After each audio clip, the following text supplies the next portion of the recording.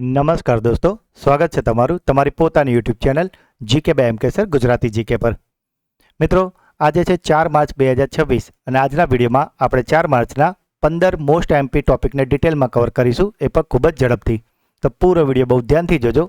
લાસ્ટમાં તમારી ટેસ્ટ હશે અને જેના જવાબ તમારે કોમેન્ટમાં આપવાના છે. અને સાથે જ મિત્રો, ગઈકાલના વિડીયોના જે મિત્રોએ જવાબ આપ્યા છે તેમાંથી 3 મિત્રોના નામ પણ એનાઉન્સ કરવામાં આવ્યા છે. માટે પૂરો વિડીયો બહુ ધ્યાનથી જોજો. અને મિત્રો, સાથે આજે છે ધૂળેટી, તો આપ સૌ મિત્રોને ખૂબ ખૂબ ધૂળેટીની શુભકામનાઓ. મિત્રો, જો તમે આપણી ચેનલના વિડીયોને દરરોજ ફોલો કરશો તો તમારે કરંટ અફેર્સ બાબતે અન્ય કોઈ વિડીયો કે કોઈ મેગઝીન વાંચવાની જરૂર નહીં પડે, કારણ કે આપણે મોસ્ટ એમપી 15 પ્રશ્નો જ દરરોજ શીખવાડીએ છીએ, અને એ પણ ખૂબ જ ઓછા ટાઈમમાં, અને સાથે જ આપણે દરરોજનું, અઠવાડિયાનું અને મહિનાનું રિવિઝન પણ કરાવતા રહીએ છીએ.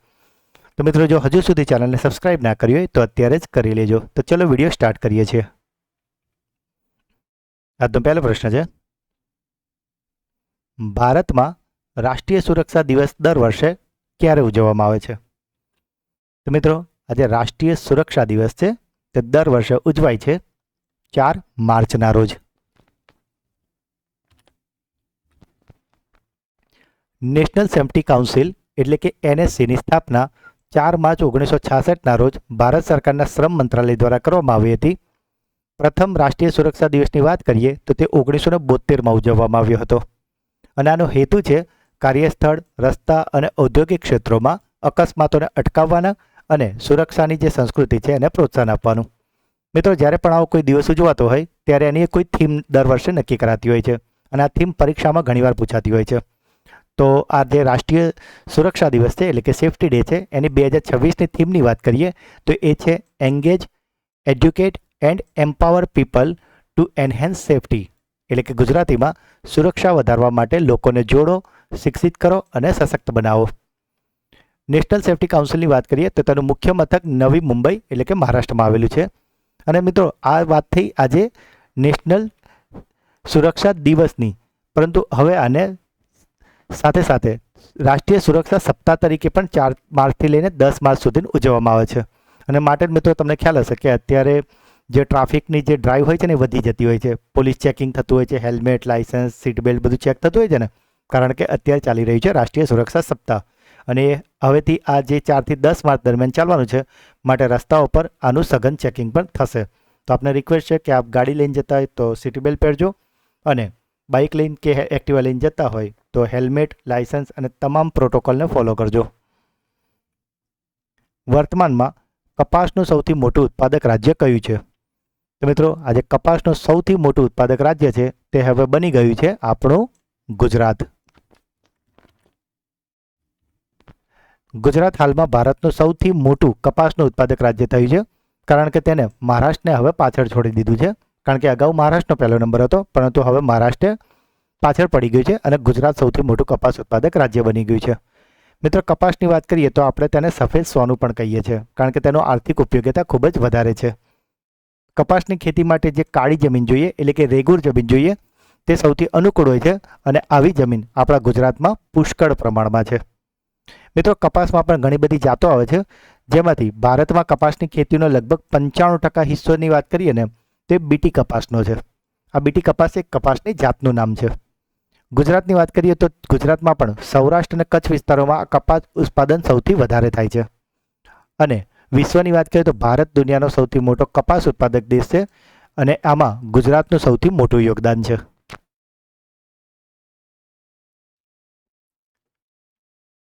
જાપાનના પ્રથમ મહિલા વડાપ્રધાન કોણ બન્યા છે? તો મિત્રો, આજે જાપાનના પ્રથમ મહિલા વડાપ્રધાન છે તે બની ગયા છે સાને તાકાઇચી. સાને તાકાઇચીની વાત કરીએ તો તેઓ જાપાનને 105મા વડાપ્રધાન, અને મહિલાઓની વાત કરીએ તો પ્રથમ મહિલા વડાપ્રધાન બન્યા છે. તેમની પાર્ટીની વાત કરીએ તો તેમની પાર્ટી છે એલડીપી એટલે કે લિબરલ ડેમોક્રેટિક પાર્ટી, અને સાથે તેઓ પક્ષના પ્રથમ મહિલા પ્રમુખ પણ બન્યા છે. તેઓ મિત્રો ખૂબ જ રૂઢિચુસ્ત વિચારધારા અને કડક વલણવાળા છે, અને માટે તેમને જાપાનની આયર્ન લેડી પણ કહેવામાં આવે છે, એટલે કે લોખંડી લેડી. વડાપ્રધાન બનતા પહેલા તેઓ આર્થિક સુરક્ષા મંત્રી અને આંતરિક બાબતોના મંત્રી પણ રહી ચૂક્યા છે. જે અગાઉ વડાપ્રધાન હતા શિન્ઝો આબે, તેમના નજીકના તેમને માનવામાં આવે છે. અને ફેબ્રુઆરી 2026માં તેમના પક્ષે એટલે કે એલડીપી લિબરલ ડેમોક્રેટિક પાર્ટી પક્ષે સંસદના નીચલા ગૃહમાં 2/3 બહુમતી સાથે ઐતિહાસિક વિજય પણ મેળવ્યો હતો. તાજેતરમાં ભારતના 93માં ચેસ ગ્રાન્ડમાસ્ટર કોણ બન્યા છે? તો મિત્રો આજે 93માં ચેસ ગ્રાન્ડમાસ્ટર છે જેમને આપ ઇમેજમાં જોઈ રહ્યા છો તે બની ગયા છે અને તેમનું નામ છે આરવ ડેંગલા. આરવ ડેંગલાની વાત કરીએ તો તેઓ ભારતના 93માં અને મુંબઈના 3જા ગ્રાન્ડમાસ્ટર છે. તેમણે બોસ્નિયા અને હર્જેગોવિનમાં જીએમ પિક્સ બિલ્જીના ટુર્નામેન્ટ જીતીને આ સિદ્ધિ મેળવી છે. ગ્રાન્ડમાસ્ટર બનવા માટે તેમણે 2500 ફિડે રેટિંગનો આંકડો પાર કર્યો છે અને આ પહેલાં તેમણે 2024માં પણ ગ્રાન્ડ પેરિસ માસ્ટર્સ ચેમ્પિયન અને ફિડે વર્લ્ડ સ્કૂલ રેપિડ અને બ્લિટ ચેમ્પિયન પણ આ બધા ખિતાબ એ જીતી ચૂક્યા છે.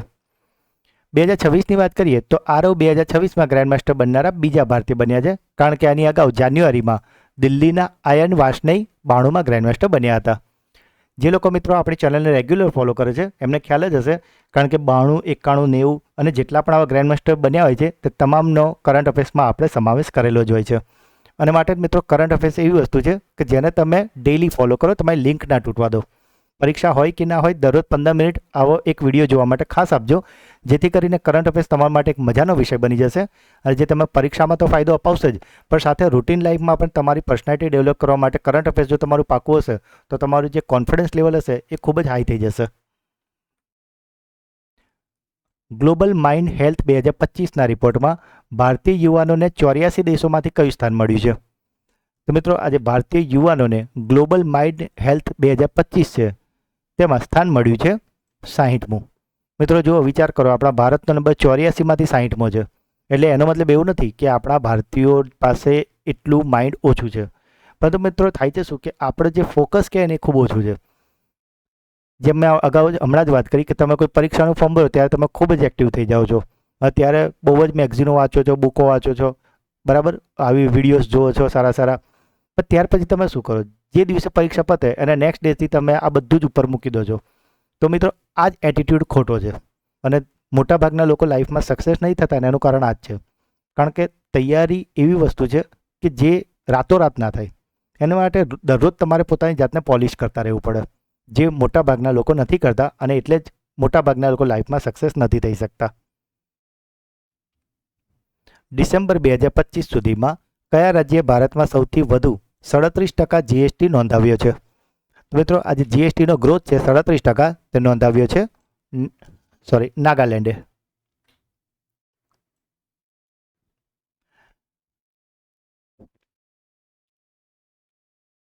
કયા ભારતીય શહેરે 1 કલાકમાં 2.5 લાખથી વધારે છોડ વાવીને ગિનીઝ વર્લ્ડ રેકોર્ડ બનાવ્યો છે? તો મિત્રો આજે 1 કલાકમાં 2.5 લાખથી વધારે છોડ વાવવાનો ગિનીઝ વર્લ્ડ રેકોર્ડ બનાવ્યો છે તે છે વારાણસીમાં. આ અગાઉ આ રેકોર્ડ ઇથોપિયાના નામે હતો. મિત્રો છેલ્લા 4 મહિનાનું કરંટ અફેર્સ કે જેમાં આપણે મોસ્ટ એમપી 700 પ્રશ્નો કરાવ્યા છે તે વિડીયો ઓલરેડી ચેનલ પર આવી ગયો છે. તો જો તમે સિરિયસલી કોઈ પરીક્ષાની તૈયારી કરતા હોય તો તમે આ વિડીયો અચૂકથી જોઈ લેજો, કારણ કે જે સીસીઈની પરીક્ષા આવવાની છે અને જે જીપીએસસી ક્લાસ 1-2ની પરીક્ષા આવવાની છે તેમાં કરંટ અફેર્સ ગેમ ચેન્જર સાબિત થવાનું છે. અને માટે તમે જો અત્યારથી કરતા હશે તો આનો ફાયદો તમને ચોક્કસથી આગળ થવાનો જ છે. માટે આ વિડીયો જો જોવાનો બાકી હોય તો તેને અચૂકથી જોઈ લેજો. અમેરિકા અને ઇઝરાયેલે તાજેતરમાં ઈરાન પર હુમલો કર્યો છે તેના જવાબમાં ઈરાને કયું ઓપરેશન ચલાવ્યું છે? તો મિત્રો જો ગઈકાલનો તમે વિડીયો જોયો હશે તો ગઈકાલના વિડીયોમાં આપણે ઈરાનની ઉપર જે હુમલો કરવા માટે જે ઓપરેશન ચલાવાયું છે તે અમેરિકાના હુમલાનું નામ અને ઇઝરાયેલે જે હુમલો કર્યો છે તેમનું નામ. આ લોકો જ્યારે પણ આવો કોઈ હુમલા કરે ને ત્યારે એ જે સૈન્ય કાર્યવાહી ને એને કોઈ કોડ નેમ આપ્યું હોય, બરાબર. તો ગઈકાલના વિડીયોમાં આપણે અમેરિકા અને ઇઝરાયેલે કયું નામ આપ્યું તે કહ્યું હતું. આજના આપણો પ્રશ્ન છે કે ઈરાને સામે કયું ઓપરેશન ચલાવ્યું છે? તો ઈરાને ચલાવ્યું છે ઓપરેશન ટ્રુ પ્રોમિસ. વાત કરીએ અમેરિકાની અને ઇઝરાયેલની તો તે હમણાં આપણે રિવિઝન કરીએ, તેમાં તમને રિવિઝન કરાવું છું. વાનખેડે સ્ટેડિયમમાં કયા પૂર્વ ક્રિકેટરના નામ પર એક સ્ટેન્ડનું નામ રાખવામાં આવ્યું છે? તો મિત્રો આજે વાનખેડે સ્ટેડિયમ છે ત્યાં જે પૂર્વ ક્રિકેટરના નામ પર સ્ટેન્ડ રખાયું છે તે છે રવિ શાસ્ત્રી. મિત્રો અત્યારની જે ઝેન્ઝી પબ્લિક હોય છે તેવા મિત્રોને આ રવિ શાસ્ત્રી એટલે કદાચ એક કોમેન્ટરના રૂપમાં જ ઓળખતા હશે, પરંતુ જે જેનઝીની આગળની જનરેશન છે, મિલેનિયર્સ ને એ બધા, તો તેમને આ રવિ શાસ્ત્રીના વિશે ડિટેલમાં ખ્યાલ જ હશે કે તેઓ કેટલા મહાન ક્રિકેટર હતા. ગેલ ઇન્ડિયા લિમિટેડના નવા ચેરમેન અને એમડી તરીકે કોની નિમણૂક કરવામાં આવી છે? તો મિત્રો આજે ગેલ ઇન્ડિયા લિમિટેડ છે તેના નવા ચેરમેન અને એમડી બની ગયા છે દીપક ગુપ્તા. ભારતે કયા દેશ સાથે દ્વિપક્ષીય સ્વેપ કરાર રિન્યૂ કર્યો છે? તો મિત્રો જ્યારે પણ કોઈ દેશો વચ્ચે કરાર થતા હોય છે તેની એક લિમિટેશન હોય છે, ત્યારબાદ એ કરાર પૂરો થતો હોય છે, પરંતુ આ ભારતે જે સ્વેપ કરાર હતો તે પૂરો થઈ ગયા બાદ ફરીથી રિન્યૂ કર્યો છે અને આવું રિન્યૂ કરાયું છે ભારતનો કરાર જાપાન સાથે. તમિલનાડુનો પ્રથમ ડાર્ક સ્કાય પાર્ક ક્યાં સ્થાપિત કરવામાં આવ્યો છે? તો મિત્રો આજે ડાર્ક સ્કાય પાર્ક છે તે વિકસાવવામાં આવ્યું છે તમિલનાડુના કોલી હિલ્સ પર કે જે નમક્કલ ડિસ્ટ્રિક્ટમાં આવેલું છે. મિત્રો આ જે એરિયા એટલા માટે પસંદ કરાયો છે કારણ કે આ ખૂબ જ ગાઢ જંગલોવાળો વિસ્તાર છે અને અહીંથી જે આકાશ હોય ને એકદમ ક્લિયર દેખાય છે. અત્યારે તમને ખ્યાલ જ હશે કે શહેરોમાં આપણે રહેતા હોઈએ છીએ તો આપણને રાતે પ્રોપર તારા પણ નથી દેખાતા, પણ એ જ વસ્તુ જ્યારે તમે કોઈ ગામડામાં જઈને જોવાનો ટ્રાય કરશો તો પ્રમાણમાં વધારે સારી રીતે અને વધારે તારા આપણને દેખાતા હોય છે. બસ એવી જ રીતે આ જંગલોમાં જઈને જો તમે ઇમેજમાં જોઈ શકતા હશો, બધા ટેલિસ્કોપો મૂકેલા છે. તો આ ડાર્ક એકદમ ગાઢ જંગલવાળો એરિયા એટલા માટે જ પસંદ કરાયો છે કે ત્યાંથી તમને નાઇટના ટાઈમમાં એ આકાશ દર્શન આખું કમ્પ્લીટ થઈ શકે અને માટે જ એને નામ અપાયું છે ડાર્ક સ્કાય પાર્ક. ખેલો ઇન્ડિયા વિન્ટર ગેમ્સ 2026માં કોણે ટોચનું સ્થાન મેળવ્યું છે? તો મિત્રો આ જે ખેલો ઇન્ડિયા વિન્ટર ગેમ્સ છે તેમાં ટોચનું સ્થાન મેળવી લીધું છે ઇન્ડિયન આર્મીએ. પહેલો નંબર મળ્યો છે ઇન્ડિયન આર્મીએ કે જેણે કુલ 23 મેડલ જીત્યા છે કે જેમાંથી 9 ગોલ્ડ છે, 10 સિલ્વર છે અને 4 બ્રોન્ઝ છે અને આ સાથે તેણે પ્રથમ સ્થાન મેળવ્યું છે. મિત્રો આ જે આવૃત્તિ છે એ ચોથી આવૃત્તિ થઈ રહી છે ખેલો ઇન્ડિયા વિન્ટર ગેમ્સની અને જેનું આયોજન કરાયું હતું ગુલમર્ગ અને લેહમાં. બીજા નંબરની વાત કરીએ તો બીજા નંબર પર છે કર્ણાટક અને ત્રીજા નંબરની વાત કરીએ તો તે છે જમ્મુ અને કાશ્મીર એટલે કે યજમાન રાજ્ય. જો આ ખેલો ઇન્ડિયા વિન્ટર ગેમ્સના મેસ્કોટની વાત કરીએ એટલે કે શુભંકરની વાત કરીએ તો આ મેસ્કોટ હતું સિન એશી એટલે કે હિમચિત્તો સ્નો લેપર્ડ. ભારતનું પ્રથમ ઇન્ટિગ્રેટેડ દિવ્યાંગ સહાયક પોર્ટલ ક્યાં લોન્ચ કરવામાં આવ્યું છે? તો મિત્રો આજે પ્રથમ ઇન્ટિગ્રેટેડ દિવ્યાંગ સહાયક પોર્ટલ છે તેને લોન્ચ કરવામાં આવ્યું છે મહારાષ્ટ્રમાં. આ પોર્ટલ મહારાષ્ટ્ર સરકારના દિવ્યાંગ કલ્યાણ વિભાગ દ્વારા વિકસાવવામાં અને લોન્ચ કરવામાં આવ્યું છે. દિવ્યાંગ વ્યક્તિઓને પેન્શન, સાધન સહાય અને શિક્ષણ સંબંધિત તમામ સરકારી યોજનાનો લાભ સિંગલ વિન્ડો સિસ્ટમ દ્વારા પૂરો પાડવામાં આવે છે. એટલે કે જે પણ દિવ્યાંગ વ્યક્તિ હશે તેમને આવી કોઈ પણ સાધન સહાય જોતી હશે કે સરકારની કોઈ યોજનાનો લાભ લેવો છે કે તેમનું પેન્શન વિશે એમની કોઈ પણ, તો એમને અલગ અલગ પોર્ટલ પર જવાની જરૂર નહીં પડે. તેઓ ફક્ત આ પોર્ટલ પર આવશે એટલે એમને આ સિંગલ વિન્ડો એટલે કે એક જ જગ્યા પર એમને આ બધું એક્સેસ મળી જશે. આમાં આર્ટિફિશિયલ ઇન્ટેલિજન્સનો ઉપયોગ કરવામાં આવ્યો છે જેથી વપરાશકર્તાઓ તેમની ચોક્કસ દિવ્યાંગતા અનુસાર યોગ્ય યોજનાને પસંદ કરી શકશે. આ પોર્ટલને કેન્દ્ર સરકારના યુડીઆઈડી એટલે કે unique disability ID card database સાથે જોડવામાં આવ્યું છે જેનાથી નોંધણી પ્રક્રિયા સરળ બની રહે. મિત્રો જેમ આપણું જે આધાર કાર્ડ હોય છે ને એમાં જે એક યુનિક નંબર હોય છે એ રીતે જે પણ ડિસેબલ કે આવી રીતે દિવ્યાંગ લોકો હોય છે તેમને આવું યુડીઆઈડી કાર્ડ આપવામાં આવે છે અને તેમાં પણ એક નંબર હોય છે. તો જેવું જ સિસ્ટમમાં તમે આ યુડીઆઈડી નંબર નાખો એટલે એમનું આખું જે મેડિકલ હિસ્ટ્રીથી લઈને એમને શું શું સહાય મળી છે તમામ ડેટા અહીંયા મળી જતો હોય છે. મહારાષ્ટ્ર ભારતનું પ્રથમ રાજ્ય છે કે જેણે દિવ્યાંગો માટે અલગ સમર્પિત દિવ્યાંગ કલ્યાણ વિભાગ પણ બનાવ્યો છે. એટલે મિત્રો આ પોર્ટલ તો બનાવ્યું છે, સાથે સાથે એમણે આખો એક વિભાગ બનાવ્યો જેમ આપણે અહીંયા હોય છે ને શિક્ષણ વિભાગ, હેલ્થ વિભાગ, પોસ્ટ વિભાગ, એ રીતે અહીંયા આ એક આખું દિવ્યાંગ કલ્યાણ વિભાગ પણ મહારાષ્ટ્ર બનાવ્યું છે અને આવું કરનારું તે ભારતનું પ્રથમ રાજ્ય પણ છે. ભારતનો પ્રથમ બાળ લગ્ન મુક્ત જિલ્લો કયો બન્યો છે? તો મિત્રો આજે બાળ લગ્ન મુક્ત જિલ્લો છે તે બની ગયું છે છત્તીસગઢનું બાલોદ. મિત્રો જો હજુ સુધી વિડીયોને લાઇક ના કર્યો હોય તો અત્યારે જ કરી દેજો.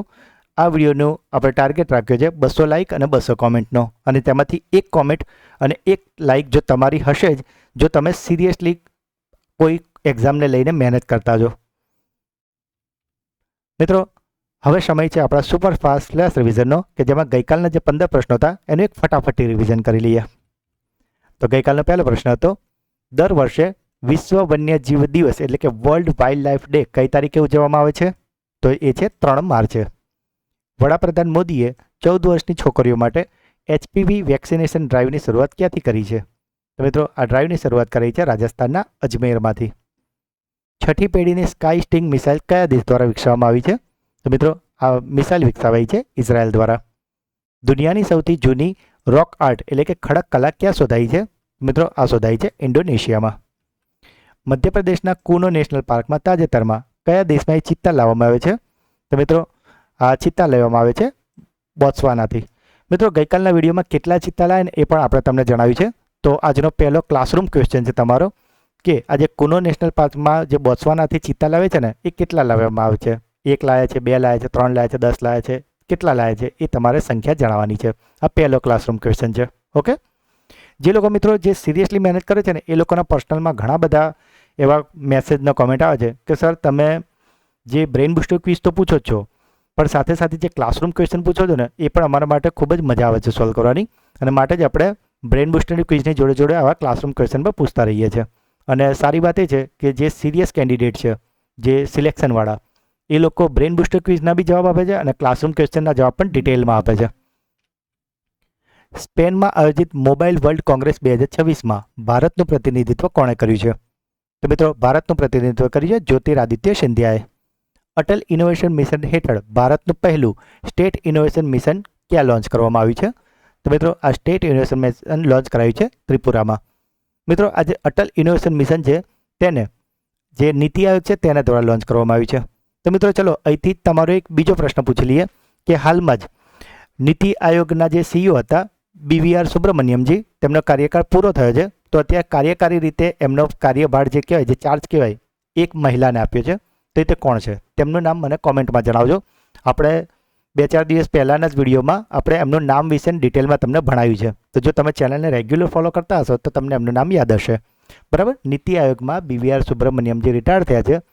તો તેમના જગ્યા પર અત્યારે અંતરિમ કાર્યભાર કોને સપાય, એટલે કે અત્યારે હાલ પૂરતા જે નવા એપોઇન્ટ ના થાય ને ત્યાં સુધી અત્યારે ચાર્જ કોને અપાયો છે? ઓકે, એક મહિલા છે, એ તમને હિન્ટ આપી દઉં છું. વિશ્વ નાગરિક સુરક્ષા દિવસ ક્યારે ઉજવવામાં આવે છે? તો મિત્રો આ નાગરિક સુરક્ષા દિવસ ઉજવાય છે 1 માર્ચના રોજ. ઇઝરાયલ અને અમેરિકાએ ઈરાન વિરુદ્ધ કયું સંયુક્ત સૈન્ય અભ્યાસ કર્યું છે? મિત્રો આજના વિડીયોમાં આપણે ઈરાને કયું જે સૈન્ય અભ્યાસ કર્યું છે એનું નામ શીખવાડ્યું છે તમને, ઓપરેશન ટ્રુ પ્રોમિસ. અને વાત કરીએ ઇઝરાયલ અને અમેરિકાએ કર્યું છે, તો ઇઝરાયલે શરૂ કર્યું છે ઓપરેશન શિલ્ડ ઓફ જુડા અને અમેરિકાએ શરૂ કર્યું છે operation epic fury. Global textile કોન્ક્લેવનું આયોજન ક્યાં થયું છે? તો મિત્રો આજે ગ્લોબલ ટેક્સટાઇલ કોન્ક્લેવ છે તેનું આયોજન થયું છે હરિયાણાના ભિવાણીમાં. રાજસ્થાન સરકારે માઉન્ટ આબુનું નામ બદલીને સત્તાવાર રીતે શું કરી દીધું છે? તો મિત્રો રાજસ્થાનનું હવે નામ રાજસ્થાનના માઉન્ટ આબુનું નામ હવે થઈ ગયું છે આબુ રાજ. ગુંજ 2026 યુવા મહોત્સવનું આયોજન ક્યાં કરવામાં આવ્યું છે? તો આજે ગુંજ 2026 છે તેનું આયોજન થયું છે જમ્મુ અને કાશ્મીરમાં. ઈરાનના વચગાળાના સર્વોચ્ચ નેતા તરીકે કોની નિમણૂક કરવામાં આવી છે?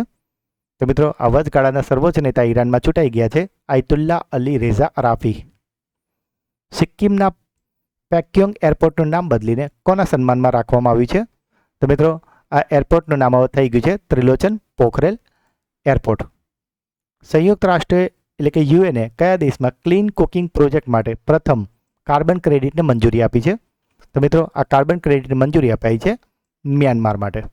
તો મિત્રો આ હતા ગઈકાલના 15 પ્રશ્નો કે જેને અત્યારે તો આપણે ખૂબ જ ફટાફટ રિવિઝન કર્યું છે. ગઈકાલના વિડીયોમાં આપણે આને ખૂબ જ ડિટેલમાં અને સારી રીતે સમજાવે છે.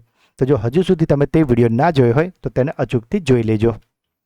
મિત્રો હવે સમય છે તમારી બ્રેઇન બૂસ્ટર ક્વિઝનો, જેના આન્સર તમારે કોમેન્ટમાં આપવાના છે. પરંતુ એ પહેલાં ગઈકાલના જે બ્રેઇન બૂસ્ટર ક્વિઝના જે મિત્રોએ જવાબ આપ્યા છે તેમાંથી 3 મિત્રોના નામ એનાઉન્સ કરવાના છે.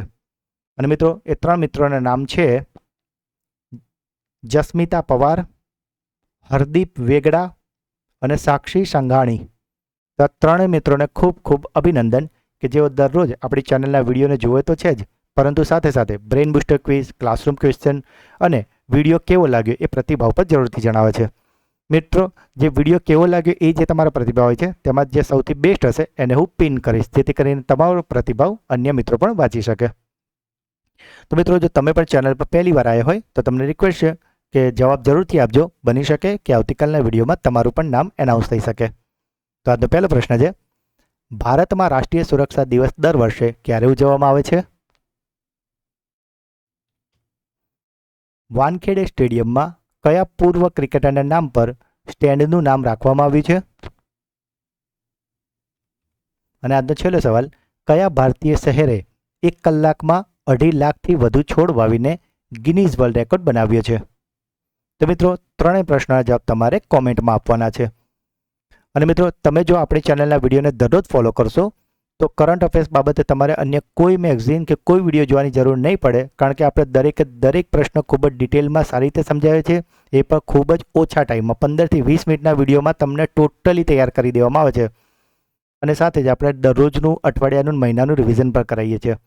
માટે મિત્રો તમને એક રિક્વેસ્ટ છે કે કરંટ અફેર્સ તમે પરીક્ષા હોય કે ના હોય દરરોજ જોવાની ખાસ આદત રાખજો, કારણ કે આ આદત તમને 100% આગળ જતાં ખૂબ જ મોટો ફાયદો અપાવવાનું જ છે. તો મિત્રો આજનો વિડીયો જો તમને ગમ્યો હોય તો લાઇક કરજો. આ વિડીયોનો ટાર્ગેટ છે 200 લાઇકનો. જે પણ પ્રશ્નો પૂછવામાં આવે છે કે તમારો કોઈ ડાઉટ છે, અને ખાસ વિડીયો તમને કેવો લાગ્યો એ કોમેન્ટમાં જરૂરથી જણાવજો. અને વિડીયોને તમારા વોટ્સઅપ, ટેલિગ્રામ અને તમામ મિત્રો સાથે સોશિયલ મીડિયા પર શેર જરૂરથી કરજો. અને ચેનલને સબસ્ક્રાઈબ ના કરી હોય તો અત્યારે જ કરી લેજો. તો મિત્રો મળીએ છીએ એક નવા વિડીયોમાં. ત્યાં સુધી ભણતા રહો, આગળ વધતા રહો. જય હિન્દ, જય ભારત, જય ગુજરાત. અને મિત્રો આજે છે ધૂળેટી, તો આપ સૌને ફરીથી ધૂળેટીની ખૂબ શુભકામના. હેપી હોલી.